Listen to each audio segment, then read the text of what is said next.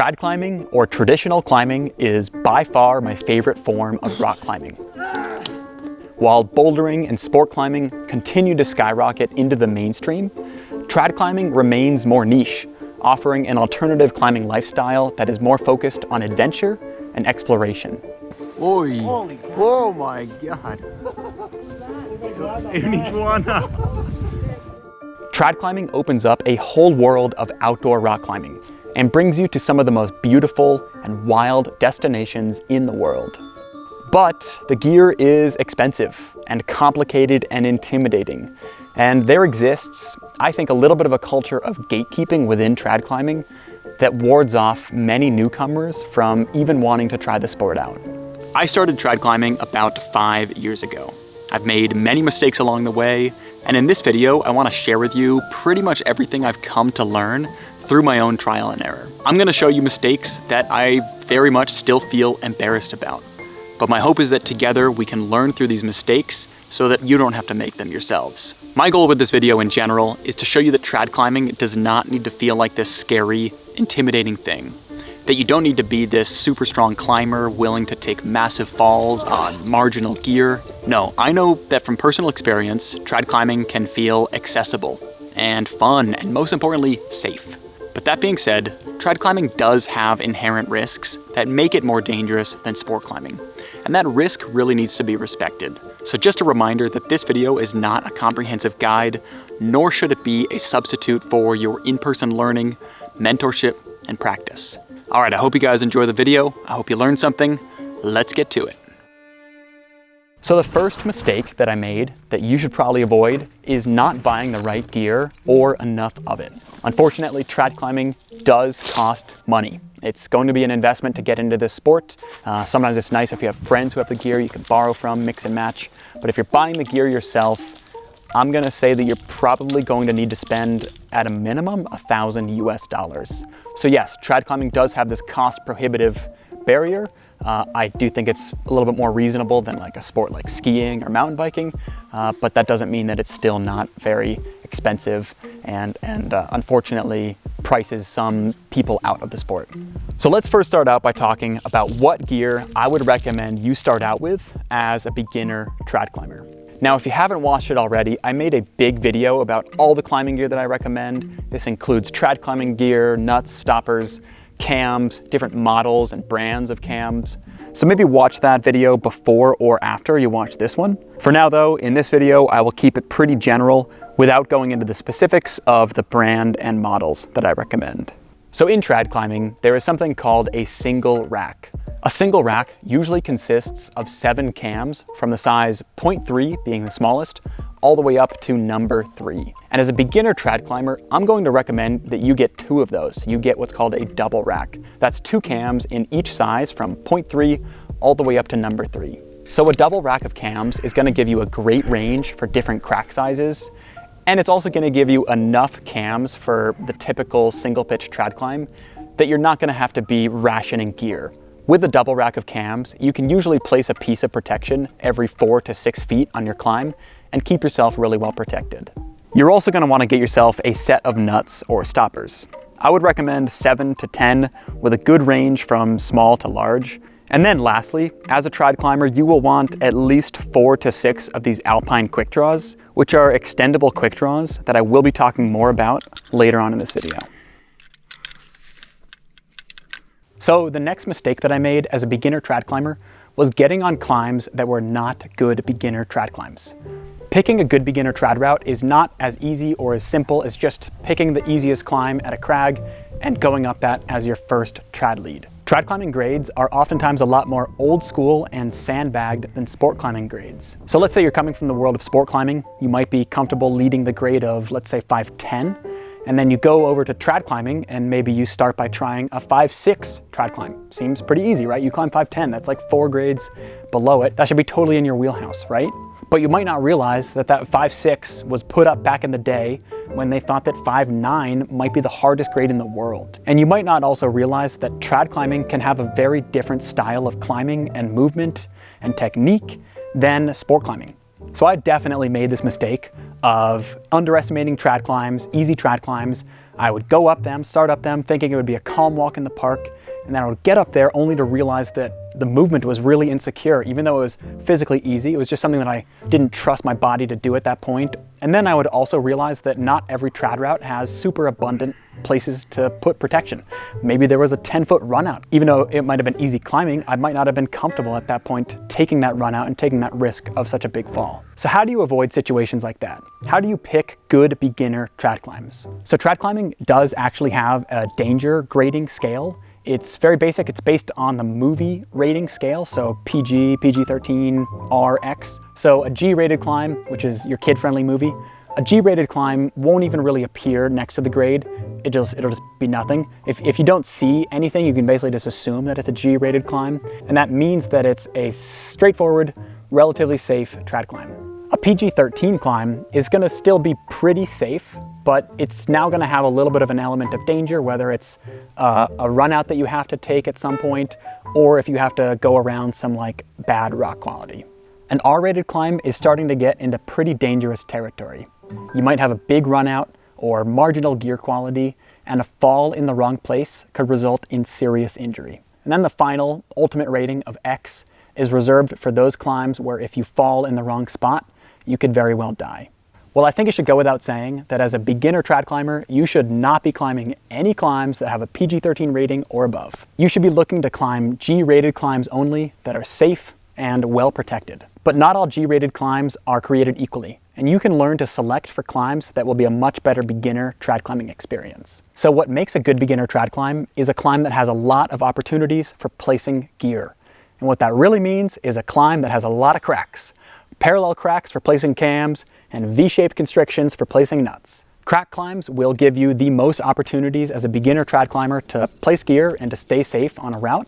But because crack climbing is a little bit more technical than just pulling on face holds, the crack climbing element will maybe increase the grade a little bit. So maybe you're climbing a 5.9, but it's a perfect hand crack, which if you learn the technique of crack climbing, should feel pretty comfortable.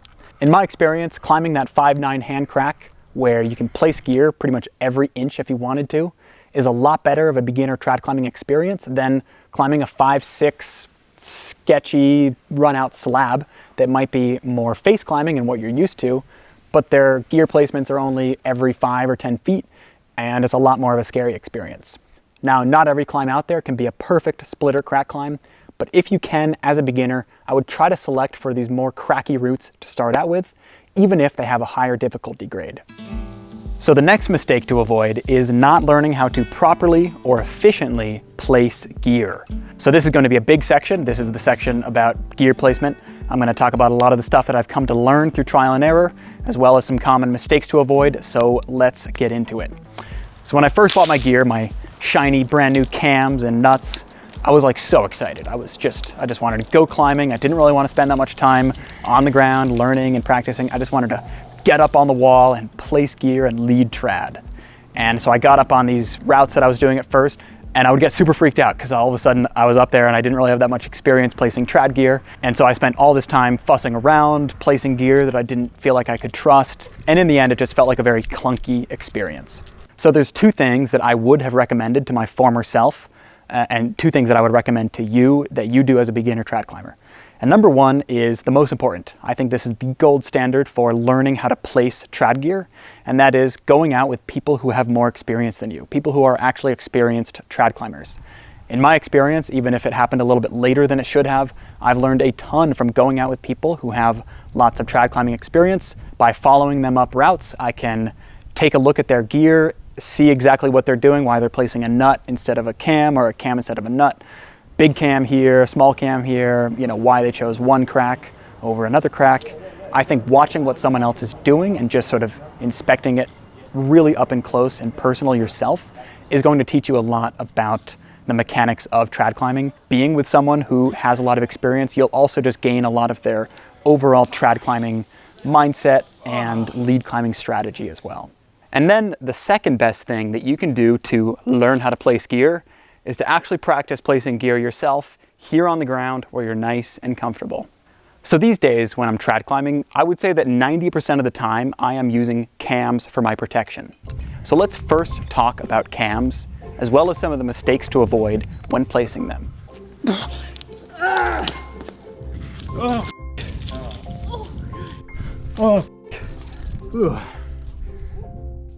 So this is a spring-loaded camming device, or a cam. These were first invented in the early 1970s, and they completely revolutionized trad climbing.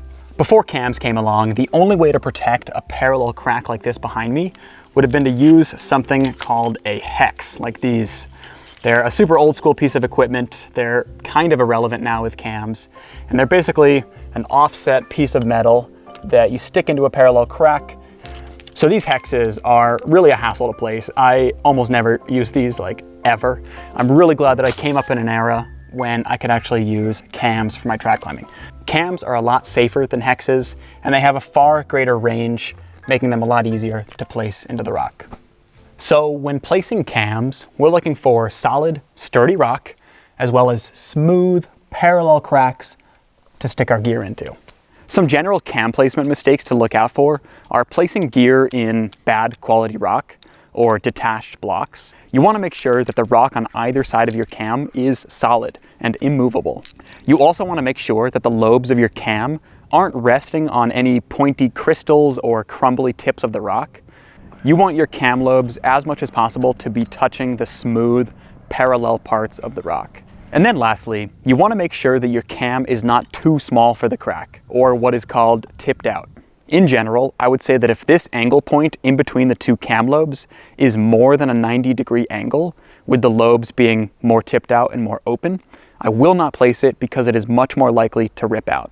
If the choice is between a slightly over-cammed piece and an under-cammed piece, I will always choose the over-cammed piece because I would much rather risk getting my gear stuck in the wall than risk that gear coming out and me taking a massive fall.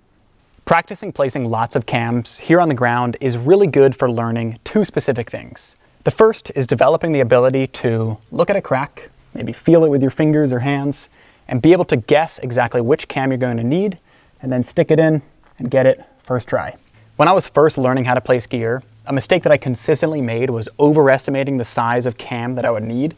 So I'd almost always pull a cam that was too big off of my harness, and I would be kind of trying to find a way to get it in, you know, just because I wanted to make it work. Sometimes I would get stuck in this kind of awkward, you know, way where I couldn't quite clip it, and I would be wasting a lot of time. Remember, I'm holding on with one hand while the other hand is fumbling around with gear, so that one hand is getting pumped, spending a lot more energy than I need to. So if you can develop this ability to look at a crack, pull the right cam off your harness, and place it, get the right cam first try, you're going to save yourself a lot of time and energy, clip the rope, keep moving, and have a much more fluid experience. And then the second thing that you're going to develop by practicing placing lots of gear here on the ground is an ability to find kind of weird, obscure, and not very obvious placements like this blown out dynamite hole. Now, I'm not saying that this is a perfect cam placement. I think it's maybe a 6 out of 10. But I bet if I were to weight test it, or maybe even fall on it a little bit, it would still hold my weight. And I think the point that I'm trying to make here is not that you should be placing sketchy gear. Obviously, you always want to be placing the safest gear you can. But by practicing placing sort of not obvious or kind of obscure or weird placements like this on the ground, you're expanding your horizon and understanding of what a placement can be. Because you might get to a place like this on a route where you don't have the most obvious or split or crack, and maybe you kind of have to find a weird, obscure placement, and that's all you have, and maybe it's not a perfect placement, maybe it's only a 6 out of 10 or a 7 out of 10, but that's all you get, and you have to trust it and just keep moving.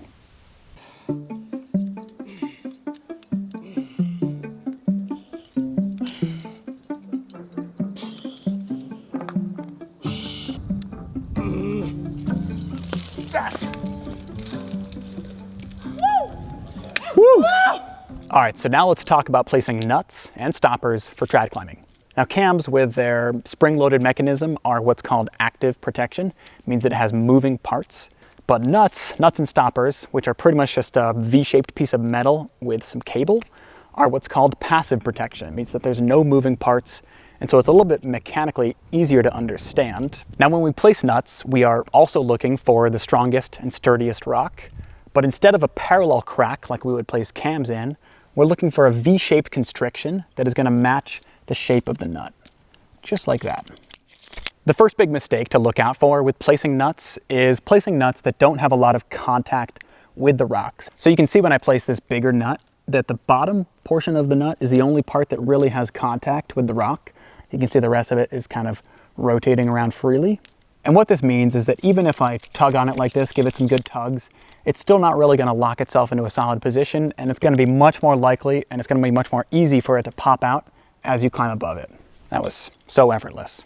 So the reason you carry up multiple sizes of nuts, or a range of different sizes, is that you give yourself the best chance of finding the right size nut for the specific spot. So this smaller one right here, you can see has a lot more contact with the rock, a lot more surface area of the nut is touching the rock itself, which means that when I tug on it and set it into place, this nut is going to be a lot less likely to move or fall out of place as I climb above it. So the next mistake to avoid when placing nuts really has to do more with how we connect our rope to the nut as a piece of protection. You might just think you can clip a carabiner on like this, clip the rope to it, and this might be fine if you have no other options. But the reason that this is less than ideal is because as you climb above your nut or your piece of protection, there's going to be a lot of motion in the rope like this. So my finger's the rope right now. And this motion is very much being applied to the nut, and it would be pretty easy for that to just cause the nut to pop out of place. By far, the most ideal way to clip our nuts into our rope is to use an Alpine quick draw. An Alpine quick draw is basically a 60 centimeter sling in between two carabiners like this, kind of folded up. I'll be talking about them later in the section of this video talking about extending gear placements and reducing rope drag. Alpine quick draws are the best way to clip our nuts into our rope because this soft, supple sling absorbs a lot of that impact of the motion of the rope. So using Alpine quick draws like this is going to dramatically decrease the risk of the rope causing your nut to fall out of the crack. And then the final mistake that I'm going to talk about with placing gear is either placing too little gear or placing too much gear. So when you set off in the first 20, 30 feet of the climb, I think it's really important. I think it can be a mistake to conserve your gear at this point in the climb. You want to do everything in your power to keep yourself from hitting the ground. So this sometimes involves just placing a healthy amount of gear intermittently to ensure that even if my last piece of protection blows, that the next one or two pieces below it are still high enough up that I won't hit the ground. And other times it might involve actually building a nest of gear, placing 2 or 3 pieces right next to each other before, let's say, a hard or risky section, to basically just ensure that that anchor point will hold my fall. Part of the beauty of trad climbing is that you're managing your own safety and risk while you're climbing. And while it's theoretically possible to carry up like a quadruple rack on your harness and place a piece of gear every 2 feet, you're gonna have to learn how to build strategies for when you place more gear and then when you place less gear. So it's really a balancing act of placing enough gear so that you stay safe, but not placing so much gear that you run out of gear and then you get up and now you have no more gear left and you basically can't continue up the wall or you can't build an anchor. Hey Noah, hope you're good. Okay, so these are my climbing tips for your audience. I get asked a lot about gear placing, so with this one, the tip I always give is that when you're placing gear, you always want to try and place a piece that you have 2 of. Let's say a standard rack is taking a double set of cams. Now, if you've already placed a red or a green cam, next time you get to your next placement, you want to try and place something that isn't necessarily a red or a green cam, because what people actually forget is that when they are placing gear in a specific spot, usually there are many places around that same spot which different pieces can be placed. So it doesn't necessarily have to be a green, or it doesn't necessarily have to be a red. Sometimes you will get to a place where it's very specific and you have to place that piece, and at that time you're going to want that piece. And if you've placed, let's say, 2 greens or 2 reds lower down, and then you need that green for a specific spot, you've lost it, it's gone. So my tip I always give is try and place a piece that you have 2 of. Okay, so for my unusual tip, this is about off-width climbing, because I couldn't come on here and not talk about off-width climbing. And this is again about gear placing. So something that I will sometimes do is, rather than clipping the rope through the piece of gear, what I'll do is I'll attach to the piece of gear with a tether, because for long off-width pitches, sometimes you might only have 1.6 or 1.5 and you need to push that cam with you the whole way.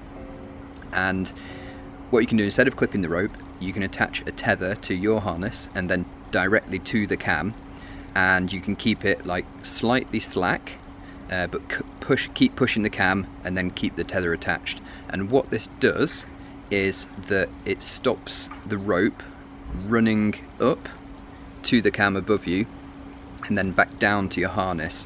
So it frees up a lot of that space where the rope would be running up and running down. You've got two sets of rope there running up and running down, and they essentially end up getting in the way of you doing off-width technique. Whereas if you have the tether, it goes straight from your harness, it goes to the cam, and you can push that up. You only have one strand to deal with.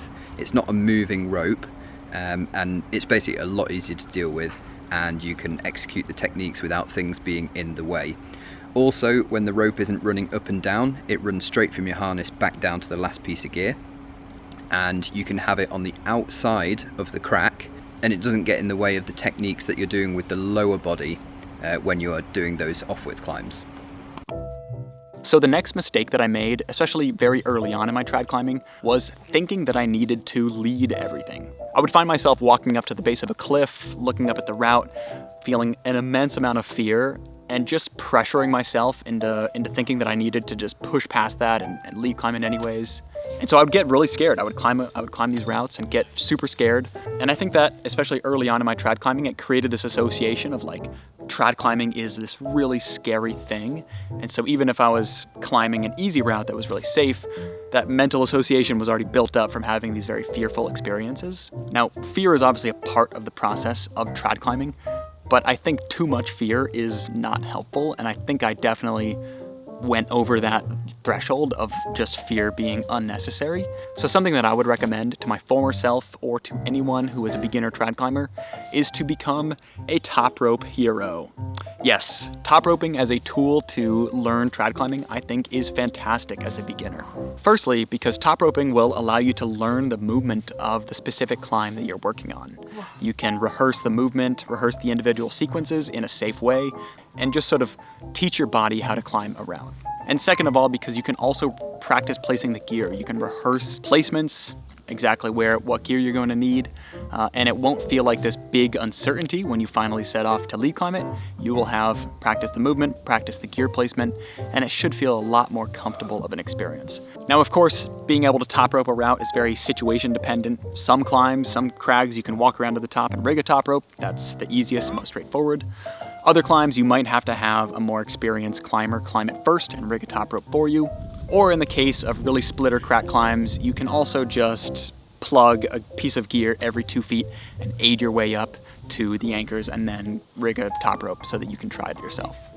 Now, obviously, there's going to be times in your trad climbing career when you need to just on-site a climb, but I think you're going to be a lot better served having this baseline of experience from top roping and working your way up to climbs, and doing so in a way that doesn't make you super scared. I think that's actually going to serve your ability to on-site a climb comfortably a lot better than if you had just gone blindly into every climb and sort of built up this like fear and mental association around trad climbing that maybe isn't that healthy. So yeah, top roping is a fantastic tool for learning how to trad climb. I highly recommend doing it as much as you feel you need to before you actually set off to lead climb. Hey Noah, Ethan Pringle here. The times when I've taken the scariest trad climbing falls, it was almost like I expected it to happen. Those were all times when I felt a lot of fear, more than normal amount of fear. And once when I was in Pine Creek Canyon outside of Bishop, California, this friend was working on a first ascent. He eventually called the Ripple. He hadn't red pointed it yet at the time though, and the plan was for me to go and try to flash it. He basically thought that I was like Superman and that I could do anything. So we went to the trad climb, and I thought, man, this thing looks pretty serious. The gear down low doesn't look that great. I voiced my hesitations to my friend Tom and to my girlfriend at the time, and they both kind of communicated to me that they thought I had it, but I felt pretty nervous and I felt pretty scared, but I kind of like allowed them to sway my psyche, and eventually I decided, okay, I'll go for it from the ground. I started questing up this route. I had a lot of beta, but around 30 feet up the route, there were some very committing layback moves to get into this funky, almost off-width corner thing. I didn't want to commit to the moves, and I think at that point maybe I was a little bit too high to down climb the moves that I'd just done, and so I was trying to whittle in gear that I knew wouldn't fit where I was trying to place it, but I was just like desperate, trying to get some gear in. And eventually my right foot slipped out of the crack. I fell straight down the face of the wall. My leg went behind the rope and I flipped upside down. I wasn't wearing a helmet, and fortunately the .75 that was right below my foot held. If it hadn't have held, I would have gone head first into the talus. And I think about that day a lot, and the big lesson there, the big takeaway is that I think it's really important to have an honest conversation going into any climbing endeavor that has potential consequences, which trad climbing almost always does. And basically just ask yourself, like, what's greater right now, my fear or my psyche? And it's definitely not a bad thing to have fear, but I think if you're so afraid that your body feels like electrified and you can't calm your breathing at all, your nervous system just feels like it's lighting up, like it's on fire, I think that's usually a sign that what you're about to get yourself into, you're maybe not ready for. So I think it's just, it's really important to listen to yourself.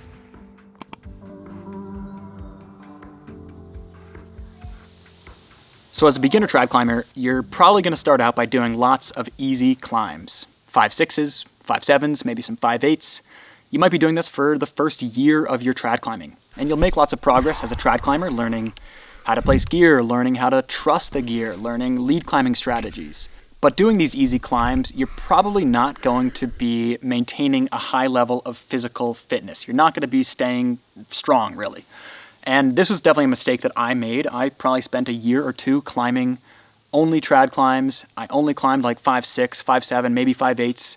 Stopped sport climbing. I only did trad climbing for like a year and a half, and I got weaker.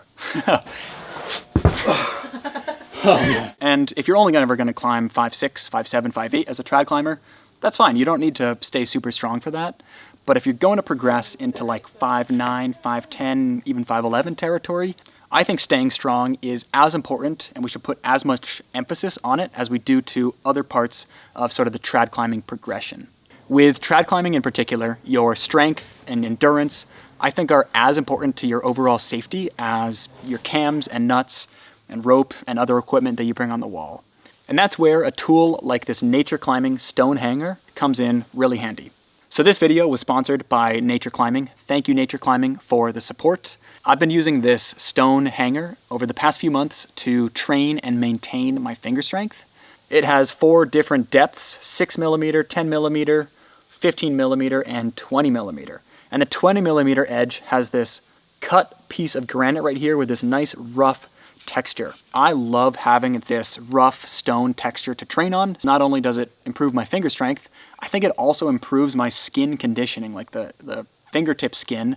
I think the granite edge really helps to condition it a little bit better for outdoor climbing. Using a tool like this that's super light and portable, I throw it in my climbing bag with almost no thought, and I can bring it to the crag and warm up, get my fingers warmed up before I hop on a climb. Or I'm using this when I'm working at home or watching TV or something. So because I love this stone hanger so much, as part of this video, I wanted to give one of these away to you guys. So it'll pretty much look like this. You'll get a stone hanger like this with the nice granite edge, and it'll also have your name engraved in it. So what do you need to do to enter the giveaway and have a chance of winning one of these things? 2 things. You need to be subscribed to my YouTube channel. So if you haven't done that already, be sure to go down and subscribe. It's free. I've got lots of exciting videos already up there. I've got lots of exciting videos coming out. And number 2, you need to leave a comment underneath this YouTube video with some way for me to contact you. So it can be your Instagram, it can be an email, although keep in mind that this is public, so maybe just put something on there that you feel comfortable being out there in the public. Some way for me to contact you.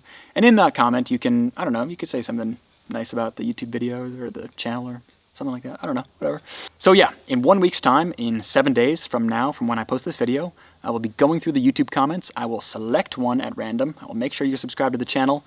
And then I will reach out to you directly and we'll coordinate through Nature Climbing all the details for the shipment of the giveaway. And if you don't end up winning the giveaway, but you're still interested in getting a stone hanger, Nature Climbing still wants to hook you guys up with a 20% discount. So if you go to Nature Climbing and you buy anything and then use the code NOAH at checkout, you will get 20% off your entire order. So good luck in the giveaway. Thank you, Nature Climbing, for sponsoring this video. Thank you for giving me this stone hanger that I've really loved using. Let's get back to the video and move on to mistake number 6. All right, so the next mistake that I want to talk about might be one of the most pervasive mistakes that I see whenever I go out and see people trad climbing.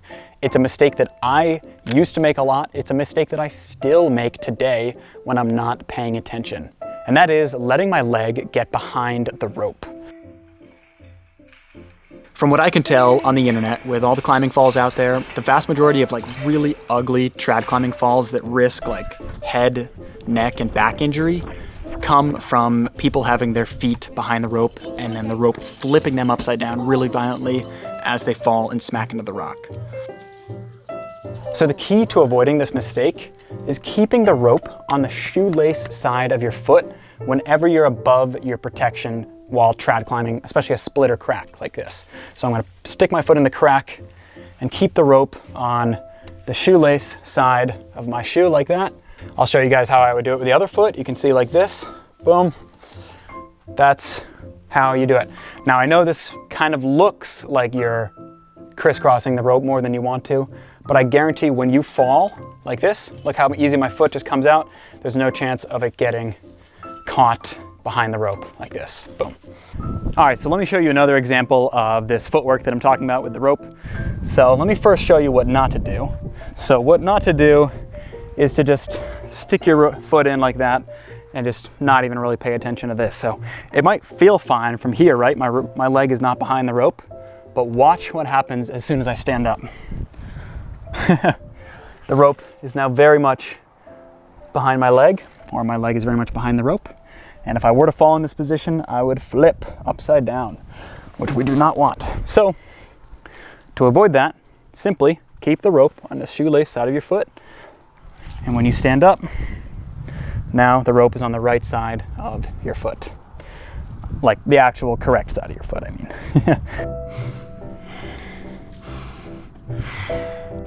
In general, I would say that footwork with the rope, managing the climbing rope with your feet while you lead climb, is one of the most underrated skills that you should focus on developing as a beginner trad climber.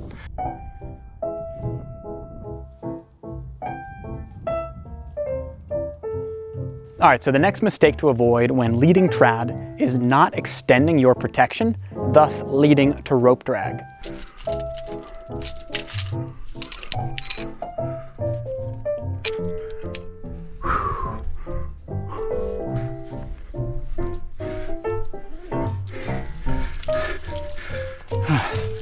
This rope drag is like 70 pounds of shit.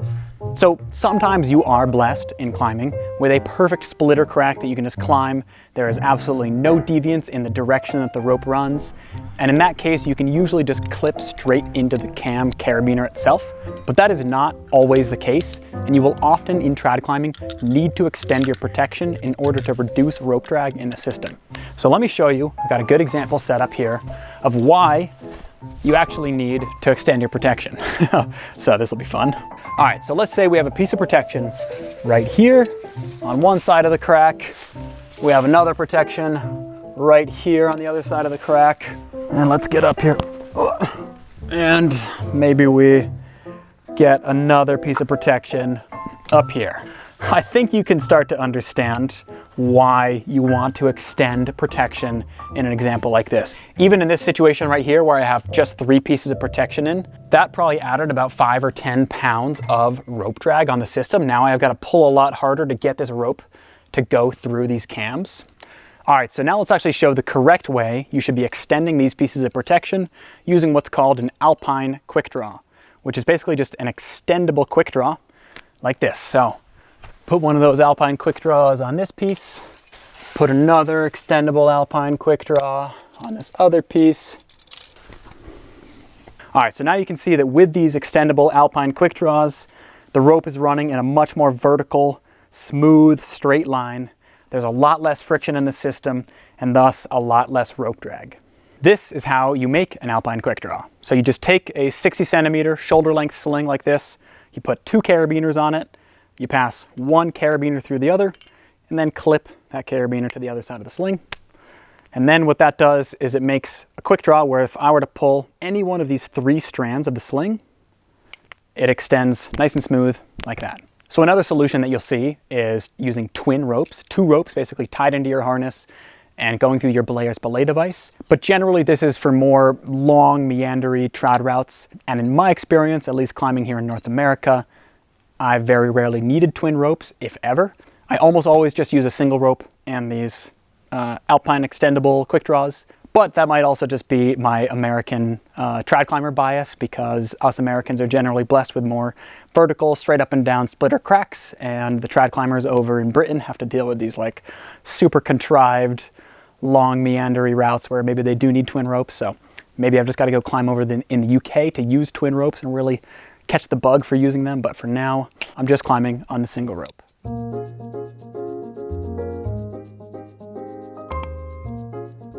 Hi, I'm Steph. I have a couple tips I want to share today with you for making climbing easier, better, safer. So first thing is, if you do a lot of sport climbing, most of these quick draws that we use, they're always captured on the rope end of the draw. And that's because when you have a draw hanging, what you don't want is you don't want the carabiner to flip upside down so that when you get up there and you're trying hard and you're ready to clip, you can't do it. So for that reason, mainly, we keep the bottom carabiner fixed on the quick draw. So this has direct correlation to traditional climbing because same thing happens when you get up there. Now you have to also place the piece in addition to being able to stop and clip it. So the worst thing in the world is you get the piece placed, you're kind of maxing, and the carabiner flips. And then when you go to clip it, you don't have enough strength to get the clip in, and you either take the whipper or you grab it. Anyway, not great. So my top tip is to go ahead and tape your carabiner ends on your pieces, but make sure that you do it well and make sure you actually take a look at it from time to time. Now they do sell, there is a brand, a couple brands I think out there of small businesses, small climbing businesses, which is great. And I think people are selling some little item that basically does this. So if you want, you can buy those. You can use climbing tape, you can use duct tape, any good tape, and just go ahead and get all these taped. Just make sure the tape's good and make sure you check it sometimes. Okay, we have to talk about rappelling and we have to talk about knots in the end of the rope. Often a controversial topic, but it shouldn't be. So let's talk about it. When you are rappelling, here's the deal. If you always tie a knot in the end of the rope, you will never rappel off the end of the rope, period. That's all that needs to be said about it. So when I first started, having this philosophy, a couple people had showed me, oh, you can tie a fisherman's knot in each end of the rope. And then now there's a knot at the end of the rope. You're not going to wrap off the end of the rope. The disadvantage to this is if you ever do decide to do a toss or let go of the rope, you have now separated the rope. So what that means is it's totally possible for one end to go over here and get snagged up on something, and then one end to go over here and get snagged on something. That is not great. The other thing that can happen is if you're in a situation where there's multiple rappels, you know, things get hard. You get tired, it gets dark, it's sleeting, it's windy, you're dehydrated, you haven't eaten, et cetera, et cetera, et cetera. Somebody's injured, who knows? So this opens the door for the mistake to be made of untying one knot. Now somebody starts the pull, the other rope goes up in the air, there's still a knot in it. And this can be terrible because now the rope is stuck at the top anchor on the knot. Don't want to open the door to that. So the solution here is, what I prefer to do is I do an overhand knot with a lot of tail, cinch it down a little bit. Now I'm in a position where if I do decide that it's an okay situation to actually give a toss, these ends are going to stay together. Rope isn't going to split apart, half caught here, half caught there. It's together. The other thing this is going to do is that when I am ready to pull the rope through, because I have to do another rappel, even if I space it and I'm like hallucinating, whatever, and I don't take the knot out, it's a single loop. So if I pull, and I'm like, why is there never a rope coming? Where's the other end? Oh no! Then this other end is just gonna be in a loop at the top anchor, stuck on the knot, and I'm just gonna pull it back down. This can definitely save you. So the single overhand knot, it's the ticket. So the other reason people don't want to tie knots in the end of the rope on multi-pitch rappels is because of the time. When you're climbing with other people, I promise you, the more experienced the other person is, the more they are not going to want to pull the rope up on every pitch to tie a knot in the end of the rope. They are especially not going to want to do it on the last rappel to the ground because they're going to say, we can see the ends, they're sitting on the ground, let's not do it. By the time you have this conversation, you could have pulled the end up. So this is a policy. This is just something you do because that's what you do. Because if you always tie a knot in the end of the rope, you will never wrap off the end of the rope. Okay, so now let's talk about trad climbing anchors. So these days, it's pretty common for there to be a 2-bolt anchor, just a similar sport climbing anchor at the top of a trad climb. But it is also equally common in trad climbing for there to be nothing, for there to be just a crack, and you're gonna have to build an anchor based on the natural features of the rock. So let's start with showing what a typical trad climbing anchor will look like. Now, usually in my book at least, that's a 3-piece anchor. So I'm taking 3 cams, 3 nuts, or whatever, what have you, and placing them into a solid looking crack, equalizing them to make your trad climbing anchor. So let's start with this one right here. We'll place a 0.4. Great. Place a number 1. Really good. And then we'll place a 0.5 up in this crack, right up there, slotted in. All 3 of those pieces in my book are 9 out of 10s, 10 out of 10 placements. So this is about as textbook as a trad climbing anchor can get. Next, I'll take a quadruple length sling. I believe these are 240 centimeters. And what you do is you basically just clip the sling into all 3 of the carabiners on the cams. If you had placed a nut as one of your pieces, you would obviously put a carabiner on the end of the nut, so you have something to clip into.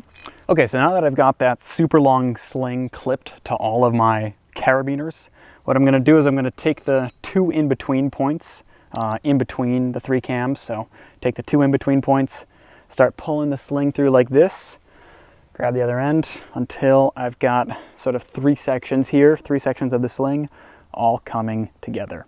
What I'll do is I'll take those and point them in the direction of a potential fall. So if I'm belaying someone up next who is following me and they're going to be coming from down below me, I'll sort of take them all and equalize them down here. And now I know that the sling is equalized and I'm ready to tie my knot.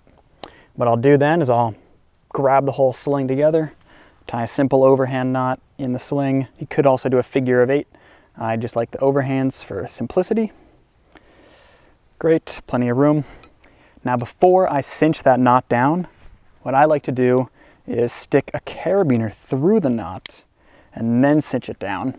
That way when, especially if it gets weighted, if someone falls on it, it's really easy to pull the carabiner out and now you have a little bit of slack to untie your knot. Boom. So now this is my master point of my anchor. I would then clip my personal anchor, my belay device into this loop, which is equalizing all three of these cams, so it's pulling on all three equally. All right, so here's another angle so you can see. Got the 1, 2, 3 cams in the rock, the sling very nicely, very organized, pulling on all 3 cams in the direction of pull down this way. And then the knot right here, and my master point of the anchor. All right, so what happens if you forget your super long sling, your 240 centimeter sling? Maybe you used it on your last anchor, you don't have one for this next anchor, maybe you just forgot it on the ground. What do you do? Well, assuming that you have some extra rope, extra climbing rope that you're attached to, let's say 10, 15 feet of extra rope, what you can do is you can use your rope to build an anchor. So let's do that.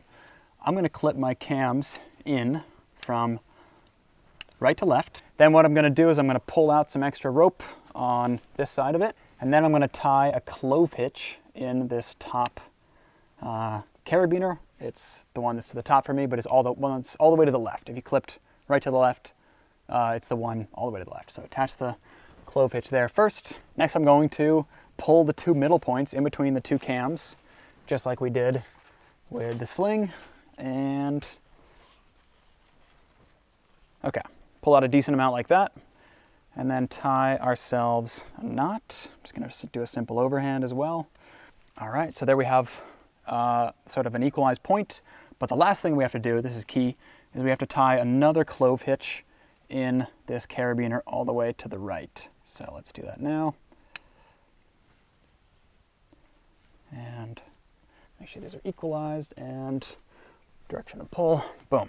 Okay, so that right there, with these 2 clove hitches on these 2 carabiners, and this master point now tied in with our rope, that is good to go as an anchor. And then we can take this other side, which is just attached to our harness, and now tie a clove hitch with that. And that's now our personal anchor attached to this rope anchor. So this is, you know, a good thing to practice and have as like a contingency plan if you, just in case you forget your long sling and you need to build an anchor like this. Now, a lot of the times in trad climbing, we will also use trees as our anchors. So this is great, going back to my roots as a tree climber here. Now with trees, you're really just gonna wanna make sure that the tree itself looks healthy, make sure it's alive, doesn't look rotten, make sure it's pretty thick too. You don't wanna be anchoring to like a super skinny guy. So what I'll usually do is I'll take a 240 centimeter sling like this, wrap it around the trunk here, nice and solid. And then what I'll do here is I'll tie an equalizing knot, direction of pull, put my carabiner, and that right there is an anchor. And what this knot does is it makes this whole sling redundant. So let's say if one of these strands were to snap, with the knot, the other strand going around the tree would still hold the anchor in place. So this knot makes this one sling into 2 slings, kind of. Building anchors might seem like one of the most intimidating and overwhelming parts of trad climbing, because you have to build something that you can trust 100%. There is infinite discussion on the internet about the right way to build anchors, how to deal with weird anchor situations and gear limitations. A lot of this is helpful, and as a beginner, you should consume as much information as you can about different types of anchors so you have a lot of tools in your toolkit, so to speak. But it might also be a mistake to get too into the weeds of anchor complexities. The best anchors are usually the most simple and easy to understand. And I think that anchor building really comes back to a lot of the fundamentals of trad climbing that we've been talking about. Picking good climbs that have good gear placement opportunities, picking good quality rock, and really just building some variation of the standard 3-piece equalized anchor. All right, you're on belay. All right, so far we've been covering loads of technical mistakes, gear placement and footwork and risk management. And this next mistake that I want to talk about is a little bit more about your mindset as you progress as a trad climber. So as a beginner trad climber, you will definitely feel a ton of fear and self-doubt. You will double and triple check everything because you're still learning to trust the systems and trust the gear. As you go about gaining more experience, you will gain some level of confidence, and that confidence is a good thing. You want to be able to trust the gear and to trust the systems. But the mistake is made when you let that confidence lead to complacency. I would wager that a huge number of climbing accidents happen to intermediate level climbers who have gained some level of experience and confidence and who have become complacent. They no longer feel the need to place as much gear, they let their foot get behind the rope, they don't pay as much attention to their belay. So many climbing accidents happen when we are least expecting them to. So as you progress as a beginner trad climber, it is absolutely paramount that you stay diligent, that you stay humble, that you continue to learn, and that you double check everything. So as part of this video, I wanted to do a little bit of a Q&A. So I put up on YouTube as a post to ask you guys for some questions. I got 74 questions from you guys related to beginner trad climbing. They're all great. Unfortunately, I will not be able to answer all of them, but I'm picking and choosing a few right now to answer that I think will add some helpful insight and value on top of what we've already covered in this video. Jaron asks a question about belaying trad climbers, which I think is a fantastic question to ask. So in sport climbing, you almost always want to give a soft catch. So if your climber falls, you jump up a little bit when they fall to absorb a little bit of the impact. So that way they're not swinging super hard into the wall and risking breaking their ankles. And while generally you want to do this in trad climbing as well, trad climbing might also have some other variables that you want to think about. So if the climber is climbing a really big run out, and there's a chance of them hitting a big ledge or even the ground, you want to do the opposite of give them a soft catch. So if they're climbing a really big run out and you see them start to fall, you might want to run in the opposite direction to take out as much slack as possible and basically keep them off the ground. A hard catch is definitely more preferable than a ground fall. All right, so Tobias asks a question about how to be faster and more efficient on the wall, which is a great question, especially in the setting of multi-pitch trad climbing, where there is a time element and you do want to move with some level of efficiency and speed. And I'll give one big tip on this. So if you're following up a pitch that someone has led and you're planning on leading the next pitch, it is really efficient and will save you a little bit of time when you're pulling the gear out of the wall that they've placed to put that gear back on your harness in the way you plan to use it for the next pitch. So organize the cams and nuts, how you plan to pull them off when you're lead climbing. Doing this while you're climbing is going to save you a lot of time in that transition when you're at the belay, so that you basically get to the belay, you have everything on your harness racked up, ready to go how you need it, and you can just pretty much set off as soon as you get to that base of the second pitch. All right, so Tozy asks a question about shoes for wide feet. And the reason I want to include this is two things. I also have wide feet, so I struggle to find climbing shoes that fit sort of my wider foot base. I kind of have shorter, stubbier feet. And then the second reason is that I have a little bit of a shout out to make here. So my good friend Danny, who is a fantastic climber in his own right, he is working on sort of a crack climbing, super crack climbing designed shoe. This is a shoe for wide feet, so it's very nice and wide for those of us with thick feet.